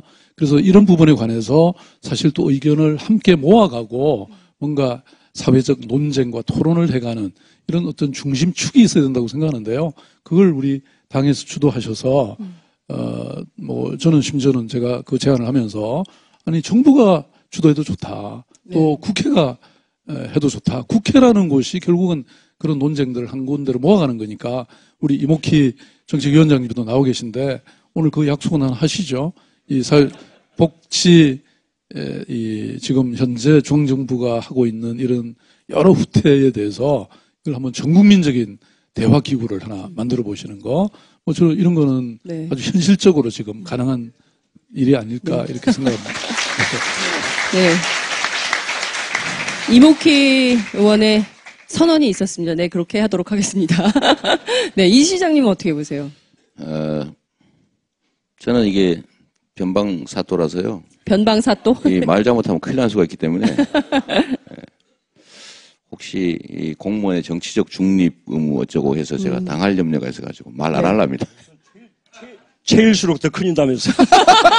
근데 그 상처를 입으면 안 됩니다. 하여튼 저는 예를 들면 뭐 정권 교체 이런 것들은 어떤 정치에서 할 일이고 저는 세상이 좀 합리적으로 공정하고 투명하게 바뀌어야 된다. 모든 영역에서 정치 권력도 그렇겠지만 사회적인 분위기까지도 문화까지도 좀 바뀔 필요가 있습니다. 우리 사회가 너무 이게 기초적 초보적 정의가 없는 것 같아요. 나쁜 짓 해도 절대로 미안하다고 말하지 않아요. 대놓고 거짓말합니다. 아버지의 노년 월급을 깎으면 청년 일자리가 늘어난다. 그게 말이 되는 소리입니까? 그러면 기업이 나이 드신 분들 월급 깎았으니까 청년 고용해야지. 원래 고용 계획이 없던 거 고용하겠습니까? 이 거짓말이거든요. 노동개혁입법이라고 아까 얘기했던 뭐 그야말로 근로조건을 점점 악화시키는 일자리를 점점 줄이는 이런 법 만들면 점점 나빠지잖아요. 그러면서도 개혁이라고 그러고 선진화라고 그러고 그게 경제에 기여한다고. 사실 경제를 망가뜨리는 거거든요. 이런 박수 쳐주려고 그러신 거예요? 그만하시고. 하여튼 이런 위부터 아래까지 그냥 뻔뻔하게 거짓말을 합니다. 왜냐하면 책임을 지지 않았기 때문에 그래요. 이때까지 나쁜 짓을 하고도 그에 상응하는 책임을 져본 일이 별로 없습니다. 힘센 게 정의예요. 그래서 이런 것들을 저는 한번 대대적으로 한번 바꿔야 된다. 네. 그리고 거기에는 권력이라는 요소가 매우 크게 작용하겠죠. 사실은 마지막 강제로 그 책임을 묻는 것이 바로 권력인데 이 권력이 정말로 정상화될 필요가 있습니다. 그야말로 콩 심은 데 콩 나고 나쁜 짓 하면 혼나고 잘하면 상 주고 일한 만큼 돌려받을 수 있게 해주는 것. 저는 이런 사회를 만들어야 된다는 점에서 정적으로 공감하고요. 뭐 그러려고 정말 총력을 다하고 있고 제가 손가락에 진물 나도록 손가락을 쓰고 있지 않습니까? 네. 열심히 손가락 하도록 하겠습니다. 네. 말씀하신 대로 정말 권력의 정상화 이런 것들이 필요할 것 같고요. 저희가 어느덧 60분이 지나고 있습니다. 이제 저희한테 주어진 시간이 20분 정도 남아 있는데요. 앞서 이제 정권 교체밖에 길은 없지만 지금 박근혜 정부 이제 4년 차로 돌입을 하게 되고 임기가 이제 2년 정도 남아 있는 상황이기 때문에 그 2년 동안 또 계속 진행될 이 복지 축소 어떻게 막을 수 있을까? 박 시장님께서는 사회적 대타협 기구 같은 게 필요하다고 하셨는데요. 대표님 당 차원에서 뭔가 좀 해볼 만한 것들 없을까요?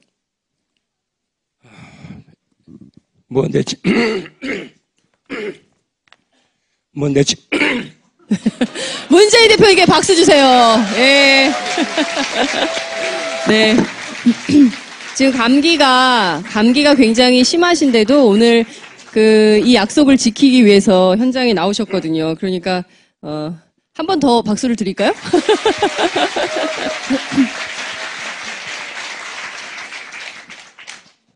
내친 김에 말씀을 드리면요. 역시 이 근원적인 궁극적인 해결책은 뭐 정권 교체밖에 없다고 생각합니다. 그에 앞서서 내년 총선에서 의회 권력부터 교체할 필요가 있습니다. 우리가 국회 다수가 되어서 입법을 우리가 할 수 있다 그러면 오늘 온 많은 문제들 해결할 수 있죠.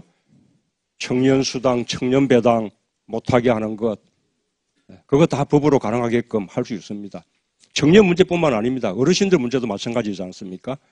아까 월 20만 원 기초연금 거의 대부분 어르신들이 제대로 못 받습니다. 또 받으시는 분들도 받았다가 도로 빼앗아가는 일도 있습니다. 어떤 건가 하면 기초연금 받으시는 분이 동시에 또 기초생활보호대상자가 되면 그 기초생활보호대상자로서의 이제 급여를 받게 되는데 그때 기초연금을 소득으로 간주해서 그만큼 공제하는 겁니다. 결국은 기초연금 줬다가 도로 저기서 까니까 빼앗는 거죠. 우리나라 노인빈곤율이 50%쯤 됩니다. 세계 최고 수준인. 그래서 어르신들 자살률이 또 세계 최고 아닙니까? 이런 어르신들 문제 전부 우리가 복지를 제대로 이렇게 입법을 통해서 설계함으로써 해결할 수 있는 문제들입니다. 저는 복지만 가지고도 힘들다 생각해요. 왜냐하면 복지는 재분배거든요. 노동시장에서 1차 분배가 이루어지고 난 이후에 그 분배의 불평등이 너무나 심하니까 그것을 복지라는 재분배 정책을 통해서 불평등을 완화시켜주는 것인데 그것이 우리가 아주 세계에서 가장 못하다는 말씀을 아까 드렸었지요. 그런데 복지만 가지고 이 불평등을 해소하는 것이 또 문제가 있습니다. 어려움이 한계가 있는 거죠. 복지 재원도 한계가 있고. 그래서 근원적으로는 1차 노동시장에서의 분배 자체가 더 평등하게 되기 위한 노력들을 해야 됩니다. 그 평등이 결국은 전부 다 고용 불평등, 임금 불평등에서 나오는 것이거든요. 비정규직 격차 이거 해소하고요. 또 중소기업 노동자들의 또 불평등한 이 격차 해소하고 이렇게 하지 않으면 우리 경제가 더 이상 성장도 못합니다. 그러니까요. 지금 오랫동안 거듭되는 이 소비 부진, 내수 부진, 그로 인한 경기 후퇴, 그것이 성장의 발목을 잡아서 오로지 수출에만 의존하게 되는, 이젠 수출해도 옛날처럼 고용이 늘지도 않지 않습니까? 이런 이제 우리 경제의 그 한계가 결국은 우리 가계의 소비 능력이 없기 때문에 생기는 것이거든요. 이런 문제들을 우리 손으로 해결하기 위해서 우리가 다음 총선에서는 반드시 이겨야겠다라는 말씀을 드리고요. 하나 더 말씀드리면 우리 젊은 세대가 나서셔야 됩니다. 방법이 없습니다. 왜냐하면 어르신 세대들은 이 정부의 잘못된 정책 때문에 가장 많은 고통을 받고 있으면서도 이렇게 불평등을 더 심화시키는 박근혜 정부에 대해서 지금 잘한다고 지지하고 있잖아요. 그러니 바꿔야 된다는 의지가 어르신들에게는 지금 없는 거죠. 우리 젊은 세대들이 나서서 참여하고 이 젊은 세대들의 노력을 어르신들이 응원해주고 이렇게 해야만 저는 우리 사회가 바뀔 수 있다고 생각합니다. 옛날에 김대중 대통령께서 돌아가시기 직전에 하신 말씀 있잖아요.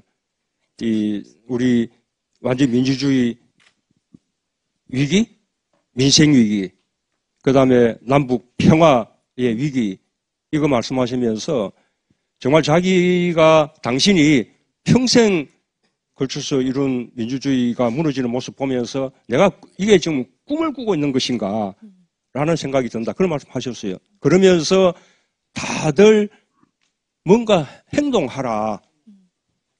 뭐 가장 쉽게는 투표에 참여하는 것이고 인터넷에 댓글 다는 것이고 하다 안 되면 담벼락에 대고 욕이라도 하라. 그런 말씀 하셨지 않습니까? 이제 젊은 사람들이 나서서 우리 난 이 땅 이제 뭐 2분 3분이면 되니까요. 참여해서 당 이거 확 바꿔버리고 정치도 확 바꾸고 우리 당의 정책도 확 바꾸고 예 그렇게 그 힘으로 네. 내년 총선 꼭 이겨내겠습니다. 네.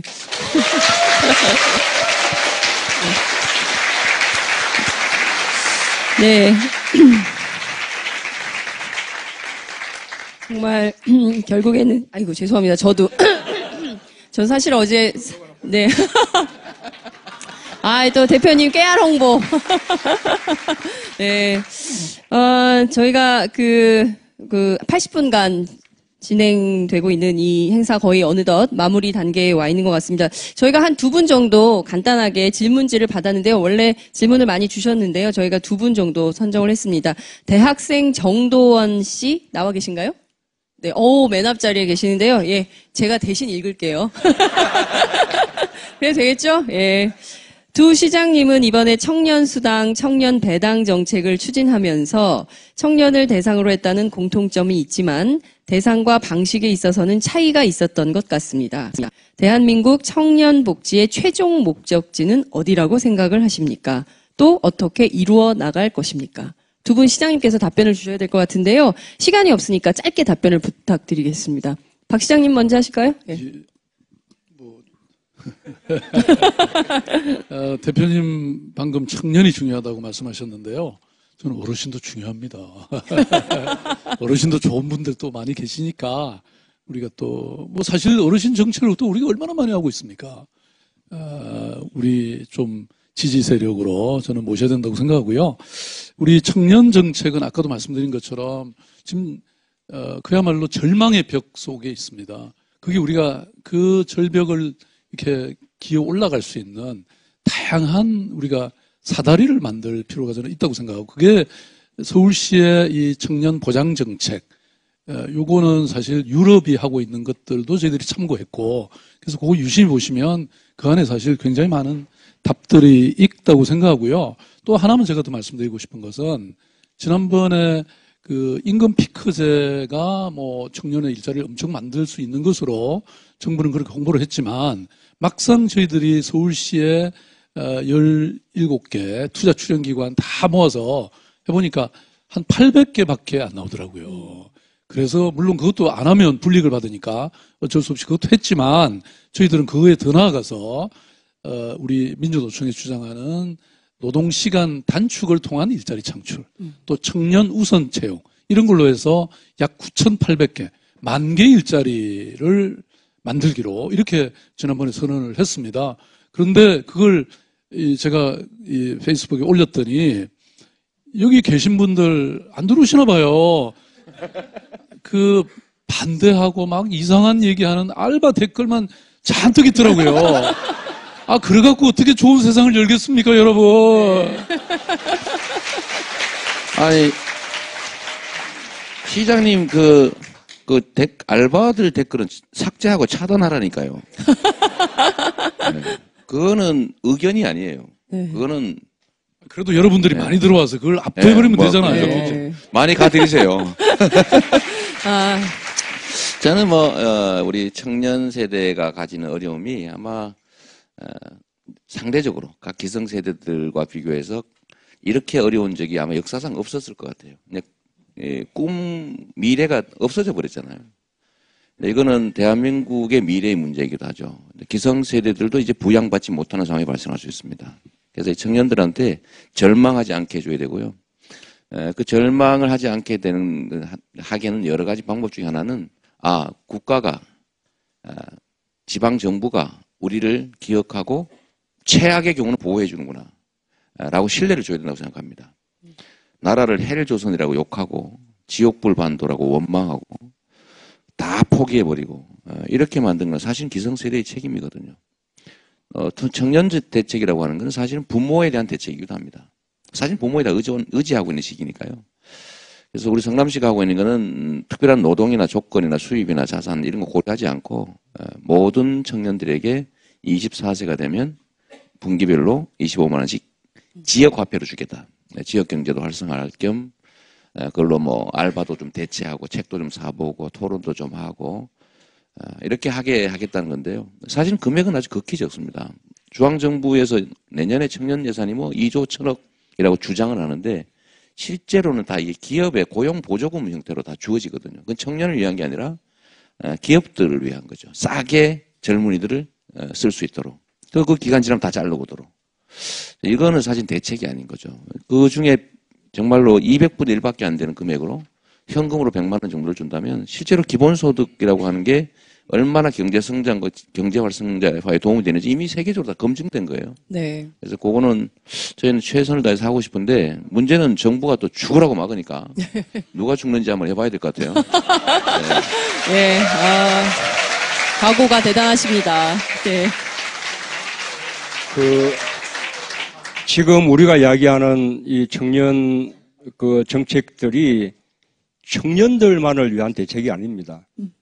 이게 세대 간의 이해관계가 다른 어떤 정책이 아닙니다. 우리나라의 어떤 건강을 유지하고 우리나라를 건강하게 이렇게 발전시켜 나가기 위한 그런 방안인 거죠. 청년 당장 일자리가 없으니 삼포한다는 거 아닙니까? 연애도 결혼도 출산도. 그건 저출산 세계 최고의 또 저출산 국가 지금 오랫동안 하고 있지 않습니까? 어떻게 됩니까? 당장 내년부터는 생산 가능 인구가 줄어듭니다. 몇 년 더 지나면요, 대한민국 총 인구가 줍니다. 나라의 건강이 무너지는 일 아닙니까? 이렇게 청년들이 일자리를 구하지 못하면 지금 고령화 속에서 어르신들이 자꾸 늘어나는데 어르신들은 누가 부양합니까? 지금 당장 청년들이 일자리가 없으니 청년들에게 정말로 많은 돈을 들여서 그래도 대학 교육까지 시키면 이제는 그 뒤는 취업해서 우리를 부양해 주겠거니 하고 믿었던 부모들이 은퇴했던 부모들이 할 수 없이 다시 취업전선에 나가는 거 아닙니까? 네. 박근혜 정부 들어서 일자리가 통계상으로 늘었다는 것입니다. 그런데 그 통계를 들여다보면 20대, 30대들의 일자리는 줄어들고 네. 5060 세대 일자리가 늘어난 거예요. 맞으면 은퇴했던 우리 부모님들이 이제 자식만 믿고 있을 수가 없어서 다시 팔 걷어붙이고 취업전선에 나선 겁니다. 좋은 일자리입니까? 전부 시간제, 비정규직 그런 형편없는 일자리에 그나마 그래도 생계 유지하기 위해서 해나가는 거 아닙니까? 청년들 살리지 못하면 대한민국 전체가 무너져 내리는 거예요. 어르신들이 왜 청년만 말하냐? 그렇게 말씀하실 게 아닙니다. 청년들 살리는 일에 물론 청년들이 더 관심 가져야 되지만 어르신들도 함께 응원해 주시고 힘을 모아 주셔야만 이게 가능한 일이거든요. 네. 이제 그 중심에 우리 이제 야당이 있고 야당이 해야 될 역할이 있는 것이죠. 네. 예, 열심히 하겠습니다. 네. 저희가 오늘 80분간 진행하기로 되어 있던 예정된 시간이 모두 지났습니다. 그래도 꼭 인사 말씀은 끝으로 한 분 들어야 될 것 같아요. 원래 질문이 더 많이 있었는데 제가 질문 다 일일이 소개해드리지 못한 점 사과의 말씀을 드리고요. 그리고 끝으로 세 분 오늘 토론회 어떠셨는지 그리고 또 앞으로 어떻게 하실지 향후 계획 포함해서 마무리 발언 1분씩만 드릴게요. 죄송해요. 박원순 시장님이 너무 바쁘시대요. 자, 그러면 이재명 시장님부터 하시죠. 네, 알겠습니다. 자, 우선 정부의 이런 복지 방해가 사실은 도를 넘고 있고 또 법을 위반하고 있기 때문에 사실 이 문제는 여러 측면이 있습니다. 일단 시민들의 복지권을 침해하는 것. 또 한 가지는 지방자치단체의 자치 주권을 침해하는 문제. 또 한 가지는 민주주의의 가장 기본이라고 하는 소위 삼권 분립.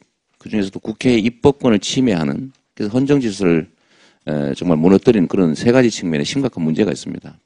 그래서 이거는 그냥 이 정책 하나를 포기하는 문제가 아니라 이 나라 민주주의 또 국민의 권리, 지방자치를 지키는 일이기 때문에 어쨌든 며칠 전에 저희가 정부를 상대로 헌법재판도 해놨습니다만 그걸 포함해서 최선을 다해 싸울 생각이고요. 결국은 국민들이 스스로 책임져야 될 부분이다. 그리고 세상에 이 지배력을 가진 사람들은 실제는 소수고요. 네. 다만 엄청난 힘을 갖고 있죠. 거기에 피해를 입고 또 그걸 바꿈으로써 혜택을 볼 사람들은 힘은 없지만 다수라는 거거든요. 그래서 한 방이 아니라 작은 실천을 끊임없이 함으로써 우리가 원하는 합리적인 세상, 공정한 세상을 만들 수 있다는 겁니다. 아까 보니까 우리 대표님 무슨 그 플랫폼도 만드신다는데 제가 또 놀 장소가 하나 더 생긴 것 같아요.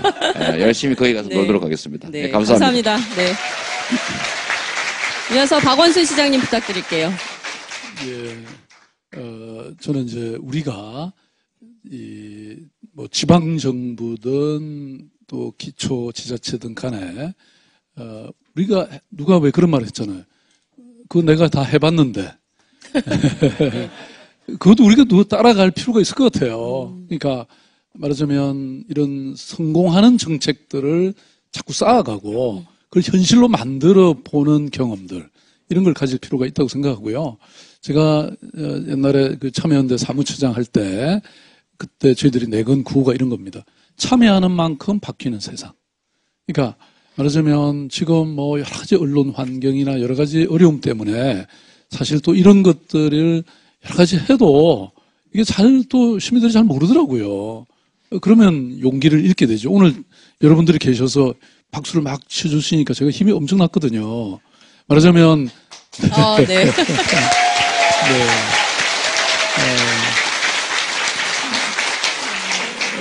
그야말로 참여 민주주의가 저는 세상을 바꾸고 또 우리 시민들의 삶의 질을 바꿀 거다 이렇게 생각합니다. 여러분 참여하십시다.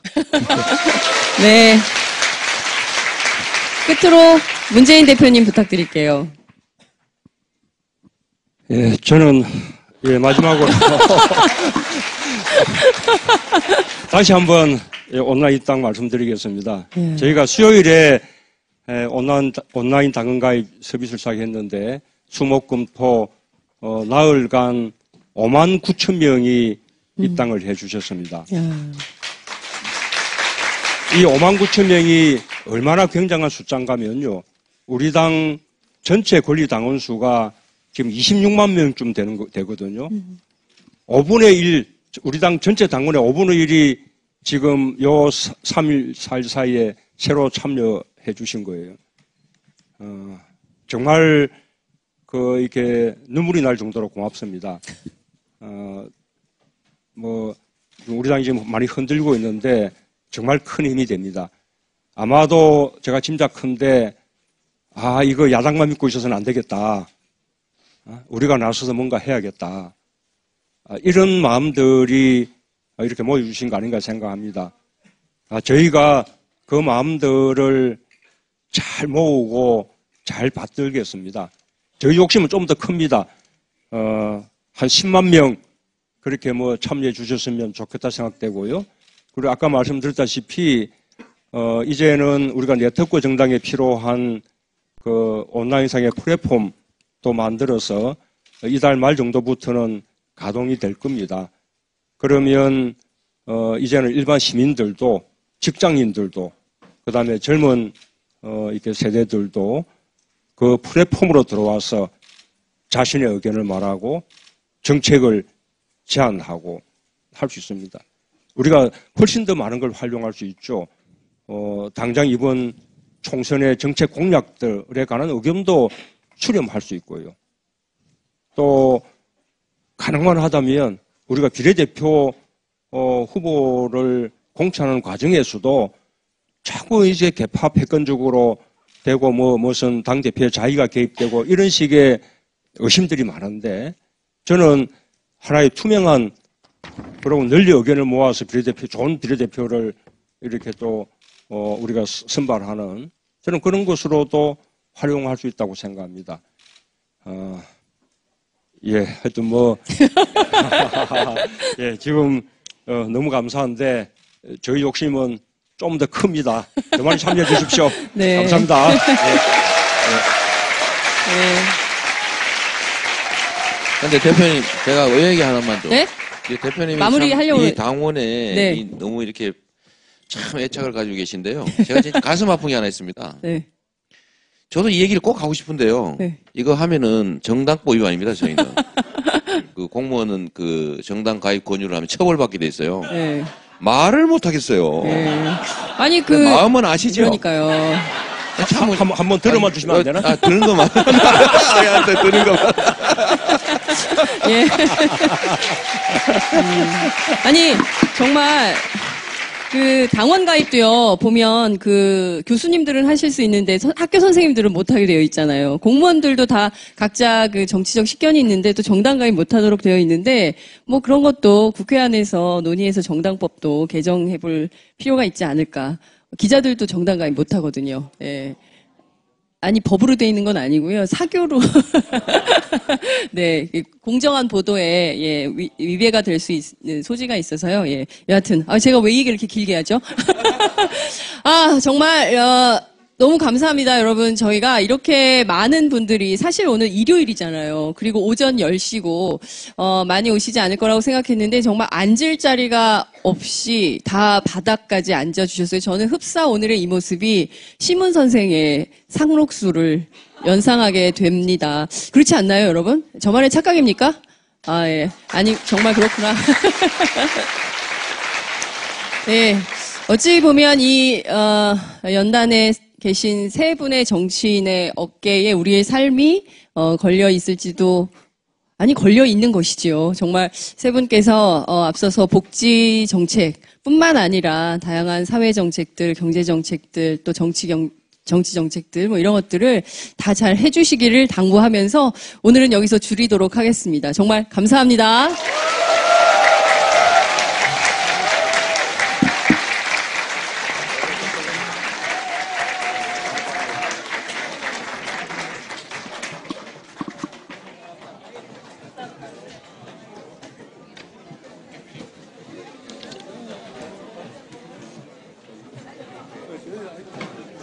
수고하세요.